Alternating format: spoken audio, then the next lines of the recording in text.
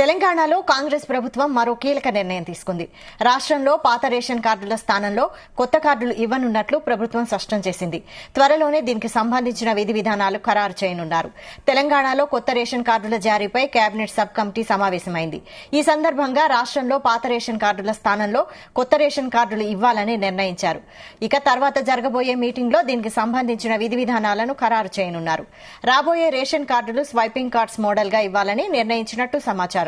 తెలంగాణలో చాలా కాలంగా రేషన్ కార్డుల జారీ చేయకపోవడంతో లక్షలాది మంది కార్డుల కోసం ఎదురు చూస్తున్నారు. ఈ నేపథ్యంలో వీలైనంత త్వరగా విధి విధానాలు రూపొందించి అర్హులైన వారికి రేషన్ కార్డులు ఇవ్వాలని ప్రభుత్వం భావిస్తున్నట్టు తెలుస్తోంది. పట్టణ ప్రాంతంలో 2 లక్షల ఆదాయం ఉన్న వారికి కొత్త రేషన్ కార్డులు ఇవ్వాలని నిర్ణయించారు. గ్రామీణ ప్రాంతాల్లో వార్షిక ఆదాయం 1,50,000, మాగాణి 3.50 ఎకరాలు, చెలక 7.5 ఎకరాలు ఉన్న వారిని పరిగణనలోకి తీసుకోనున్నారు. 2 రాష్ట్రాల్లో కార్డులున్న వారికి ఆప్షన్ ఇవ్వాలని నిర్ణయించింది. దీనిపై అన్ని పార్టీల ఎమ్మెల్యేలు, ఎంపీల సూచనలు తీసుకోనుంది.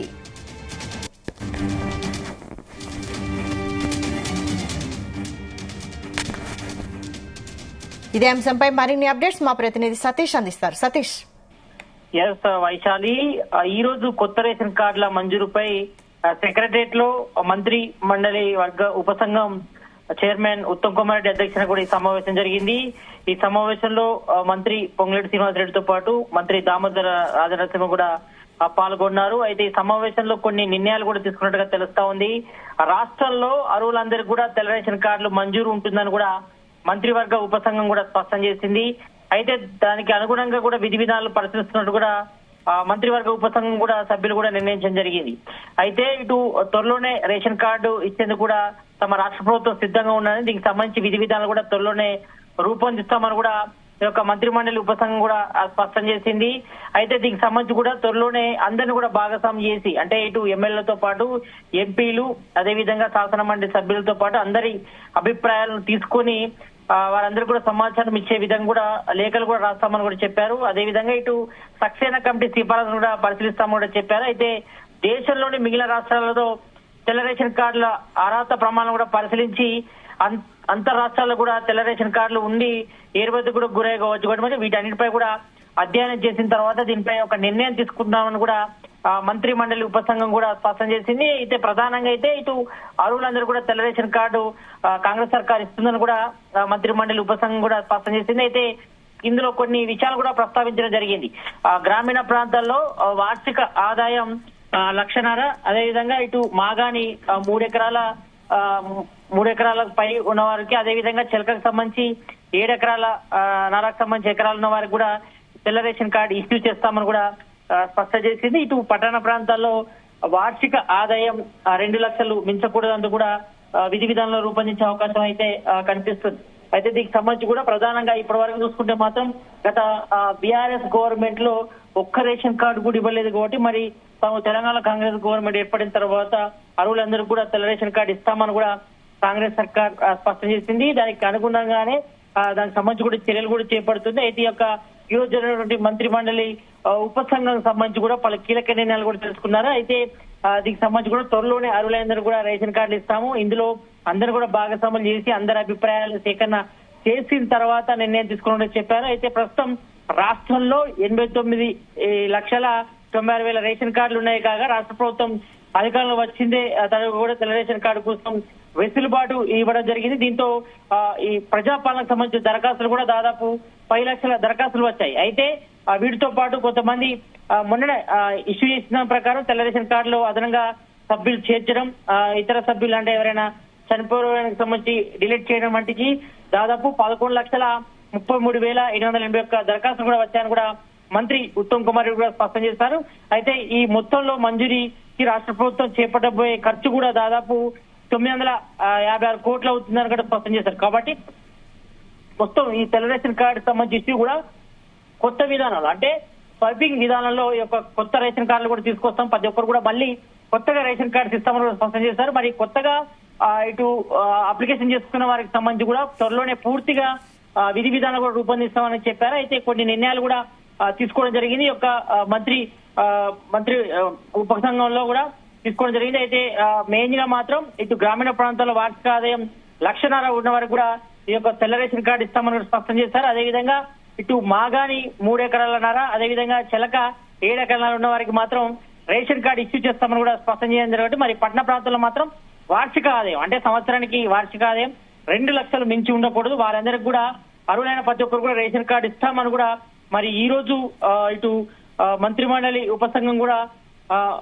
స్పష్టం చేసింది. కాబట్టి మరి దీనికి సంబంధించి చైర్మన్ ఉన్నటువంటి ఉత్తమ్ కుమార్ రెడ్డి కూడా స్పష్టం చేశారు. కాబట్టి మరి దీనిలో త్వరలోనే మరో సమావేశం నిర్వహించి అందరి అభిప్రాయాలు అంటే ఇటు శాసన సభ్యులతో పాటు అదేవిధంగా ఇటు శాసన లోక్సభ అదేవిధంగా రాజ్యసభ మరోవైపు ఇటు శాసన మండలి సభ్యులు కూడా అభిప్రాయం తీసుకొని అందరి ఈ సిఫారసులను కూడా పరిలోకి తీసుకొని కొత్త రేషన్ కార్డు కోసం కూడా విధి విధానాలు అన్ని ఇబ్బంది లేకుండా అందరికి కూడా ఆమోయోగ్యమంత్రి విధి విధానాలు కూడా రూపొందిస్తామని కూడా మంత్రి ఉత్తమ్ కుమార్ రెడ్డి స్పష్టం చేయడం జరిగింది. వైశాలి, అయితే కొత్తగా తెల్ల రేషన్ కార్డు లబ్ధిదారులు ఎంత సంఖ్యలో ఉండొచ్చని ప్రభుత్వం అంచనా వేస్తోంది? ఇప్పటి వరకు మాత్రం మనకు అందుతున్న సమాచారం ప్రకారం దాదాపు ప్రజాపాలన దరఖాస్తులో దాదాపు 15 లక్షల మంది పైగా అప్లై చేసుకున్న పరిస్థితి. అయితే కొత్తగా మరి దీన్ని ఈ కొత్త రేషన్ కార్డు కోసం కూడా త్వరలో మరి మీ సేవా సెంటర్ల ద్వారా అప్లికేషన్ చేసుకోవాల్సి ఉంటుందని కూడా ఊహాగానాలు అయితే వస్తున్నాయి. మరి దీనికి మరి ప్రజాపాలనలో సంబంధించి దరఖాస్తు ఫారాలని పరిలోకి తీసుకుంటారా, లేకపోతే కొత్తగా దీనికి ఆయన వెబ్సైట్ చేసి మీ సేవా సెంటర్ల ద్వారా దరఖాస్తు తీసుకుంటారన్నపై కూడా చర్చ అయితే కొనసాగుతుంది. ఎందుకంటే ఒకసారి మనం చూసుకుంటే గత బీఆర్ఎస్ గవర్నమెంట్ లో ఒక్క రేషన్ కార్డు కూడా రాలేదు 10 సంవత్సరాలు. కాబట్టి మరి చాలా మంది కూడా ఇప్పటి వరకైతే లబ్ధిదారుల సంఖ్య కూడా పెరిగిపోయిందని చెప్పుకోవచ్చు. ఎందుకంటే కొత్తగా పెళ్లైన వాళ్ళు కానీ విడిగా కాపురం పెడుతున్న వారు కానీ చాలా మంది కూడా కుటుంబం నుంచి విడిపోయిన వారు కూడా చాలా మంది ఉన్నారు. కాబట్టి ఉమ్మడి కుటుంబాలకు సంబంధించి కూడా మరి కొత్త రేషన్ కార్డు ఇష్యూ కోసం కూడా చాలా మంది పబ్లిక్ కూడా ఎదురు చూస్తున్నారు. తెల్ల రేషన్ కార్డు ఎప్పుడు ఇస్తారు, ఎప్పుడు లబ్ధి చేకూరుతుందని. ఎందుకంటే ఇప్పుడు కొత్తగా వచ్చిన అన్ని పథకాలకు కూడా ఇటు సెంట్రల్ గవర్నమెంట్ కానీ స్టేట్ గవర్నమెంట్ కానీ అన్ని పథకాలకు కూడా రేషన్ కార్డునే ప్రామాణికంగా తీసుకుంటున్నారు. కాబట్టి ఈ నేపథ్యంలో ప్రతి ఒక్కరు కూడా రేషన్ కార్డు అనేది ఖచ్చితంగా కావాలని కూడా ఊహిస్తున్నారు. ఎందుకంటే బిలో పవర్టీ ఎవరైతే దారిద్ర్య రేఖకు దిగుని ఉంటారో వారికే ఈ యొక్క రేషన్ కార్డు ఇష్యూ చేయాలని కూడా రాష్ట్ర ప్రభుత్వం భావిస్తుంది. మరి దీన్ని పగడ్బందీగా ఎలాంటి లోపాలు లేకుండా నిర్వహించాలని కూడా కసరత్తు చేస్తుంది. మరి దీనిలో భాగంగానే ఒక విధి విధాన రూపకల్పన కూడా అందరి ఆమోదయోగ్యమైన నిర్ణయం తీసుకోవాలి. మరి అందరి అభిప్రాయం తీసుకోవాల్సి ఉంటుంది. ఇటు శాసనసభ్యులు కానీ లోక్సభ రాజ్యసభ సభ్యులు కానీ అదేవిధంగా శాసన మండలి సభ్యులు కూడా అభిప్రాయం తీసుకున్న తర్వాత మరి ఇతర రాష్ట్రాల్లో అమలవుతున్నటువంటి నియమ నిబంధనలు ఏ రకంగా ఉన్నాయి అవన్నీ పరిలోకి తీసుకున్న తర్వాత అదేవిధంగా కొంతవరకు బోగస్ కార్డులు ఉన్నాయని కూడా ప్రభుత్వం దృష్టికి వచ్చింది. మరి ఆ బోగస్ కార్డుల ఏరివేత కూడా రాష్ట్ర ప్రభుత్వం కూడా సిద్ధంగా ఉంది. దీనికి సంబంధించి ఇన్ఫర్మేషన్ కూడా డేటా కూడా కలెక్ట్ చేస్తుంది. కాబట్టి ఈ నేపథ్యంలో మరి కొత్త రేషన్ కార్డు ఇస్తే మాత్రం మరి కొత్త రూపంలో ఇవ్వాలని కూడా రాష్ట్ర ప్రభుత్వం భావిస్తుంది. మరి వీటిని ఒక స్వైపింగ్ మోడల్ లో తీసుకురావాలని కూడా భావిస్తున్నారు. అంటే ఇప్పుడున్న రేషన్ కార్డ్స్ కి కొత్త రేషన్ కార్డ్స్ అంటే ఇష్యూ చేసేలో భాగంగా కొత్త రేషన్ కార్డు ని వారి స్థానంలో తీసుకురావడం, అంటే లేని వారికి కొత్త రేషన్ కార్డులు ఇవ్వడంతో పాటు ఉన్న వాటిని కూడా కొంత వరకు రాష్ట్ర గవర్నమెంట్ చేంజ్ చేయాలని కూడా భావిస్తుంది. కాబట్టి మరి వీటన్నిటిపై కూడా మరోసారి ఇటు మంత్రి వర్గం కూడా మరోసారి కేబినెట్ సబ్ కమిటీ కూడా మరోసారి సమావేశం తర్వాత పూర్తి విధి విధానాలు కూడా రూపొందిస్తామని కూడా ఈ రోజు మంత్రి ఉత్తమ్ కుమార్ రెడ్డి గారు స్పష్టం చేశారు. మరి ఇతరులతో కూడా చర్చించినప్పుడు కొన్ని విషయాలు కూడా వాళ్ళ దృష్టికి వచ్చాయి. కొందరు అభిప్రాయం కూడా తీసుకున్నారు. ఇటు సివిల్ సప్లై శాఖకు సంబంధించి అధికారుల అభిప్రాయం అదేవిధంగా అధికారుల అభిప్రాయం కూడా తీసుకున్నారు. కాబట్టి మరి త్వరలోనే దీనికి సంబంధించి పూర్తి విధి విధానాలు కూడా రూపొందించి ఇంప్లిమెంటేషన్ చేసే అవకాశం అయితే కనిపిస్తుంది. మేబీ 1 month లో అయితే అంటే దాదాపు ఈ ఆగస్టు 15 తర్వాత మరోసారి కేబినెట్ సబ్ కమిటీ కూడా భేటీ అవుతుంది ఇటు రేషన్ కార్డుల జారీపై కూడా.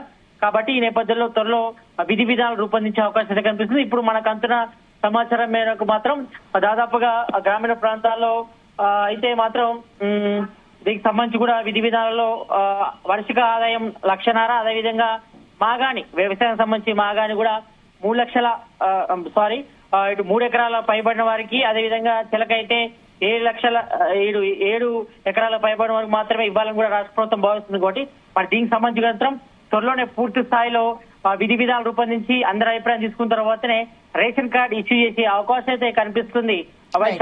Right, thank you Satish.